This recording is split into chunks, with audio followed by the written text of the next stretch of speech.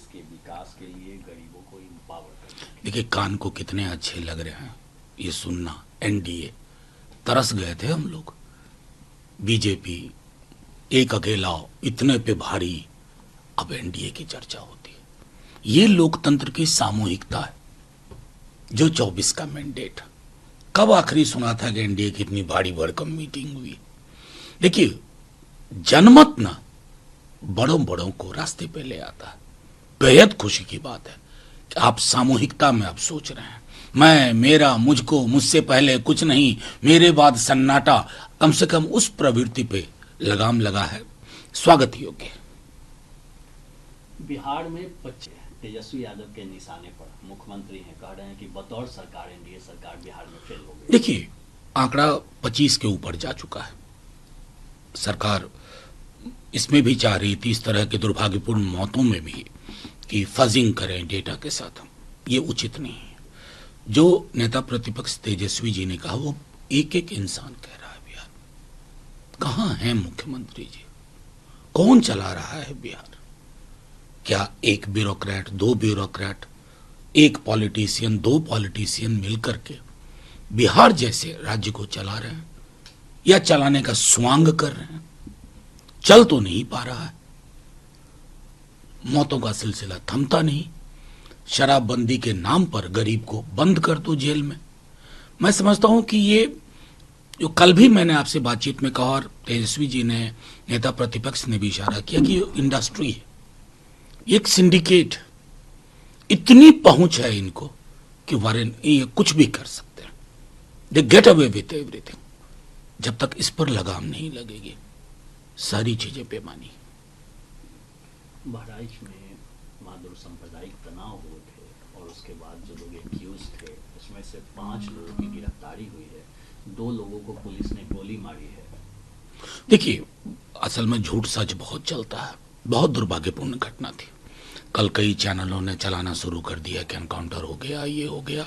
Bahraich police को, और मैं समझता हूं कि हॉस्पिटल के एक ऑफिसर को आकर के, एक डॉक्टर को क्लैरिफाई करना पड़ा। ये मामला सिर्फ बहराइच तक नहीं है, पूरे देश में, देश की हवा में जहर घुला हुआ है। 10 वर्षों से और कुछ नहीं हुआ है। एक देश के रूप में हमारी प्राथमिकता क्या है? कोई भी सरकार, कोई भी मुख्यमंत्री, कोई भी व्यक्ति और नौकरी पे बात नहीं कर रहा है, आय की असमानता पे बात नहीं कर रहा। हवा में जहर। जहर जब घुलता है ना, तो व्यक्ति को भीड़ में तब्दील कर देता है, और व्यक्ति जब भीड़ बन जाता है तो विवेक खत्म हो जाता है, और विवेक की मौत देश के महासागरीय चरित्र की भी मौत है। यह सिर्फ बहराइच का मामला नहीं है। अनुसंधान हो, जांच पड़ताल हो, लेकिन प्रोएक्टिव मेजर्स लेने होंगे। विदेश में जाके प्रधानमंत्री जी कहते हैं, बुद्ध की धरती से आया हूं। थोड़ा देश में भी बुद्ध के संदेश को अपने लोगों के भी माध्यम से बहाल करें। बहराइच इनकाउंटर के बाद अखिलेश की एडमिनिस्ट्रेशन फेल है, इसलिए इनकाउंटर के जरिए कवर अप किया जाए। देखिए, एनकाउंटर के बारे में आप किसी को भी पढ़ लीजिए। दुर्दांत से दुर्दांत अपराधी का अगर एनकाउंटर होता है ना, तो ये लगता है कि सच क्यों छुपाया जा रहा है। कोई किसी ने अपराध किया है तो एजेंसी का काम क्या है? अपराध के तार को अनकवर करे, सारे जो नेक्सस हैं उसको एक्सपोज करे। एनकाउंटर सिर्फ व्यक्ति का नहीं होता है, एनकाउंटर सच का भी होता है, क्योंकि उसके बाद वो कहानी को, तारों को पिरोने का कोई भी सोर्स नहीं है, सूत्र नहीं है आपके पास।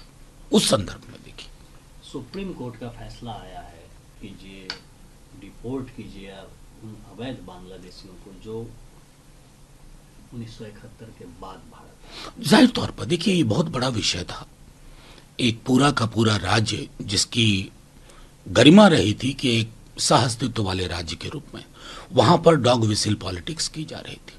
तो कट ऑफ डेट को लेकर के एक था इशू, 6A को लेकर के जो माननीय सर्वोच्च न्यायालय का निर्णय हुआ है, वेलकम है। सीपीआई ने उम्मीदवार खड़ा किया है वायनाड से, चूंकि दोनों पार्टियां, चाहे सीपीआई हो या कांग्रेस हो, इंडिया ब्लॉक का हिस्सा है, फिर वहां दोनों। इसमें नई बात तो है नहीं। राहुल जी के खिलाफ भी सीपीआई कैंडिडेट था, लोकल पॉलिटिक्स का एक कैरेक्टर अलग होता है, केरला के संदर्भ में देखिए उसको, उसके ऊपर नहीं। न्यूज नेशन अब व्हाट्सएप पर खबरों के ताजा अपडेट के लिए न्यूज नेशन के इस क्यूआर कोड को स्कैन करें।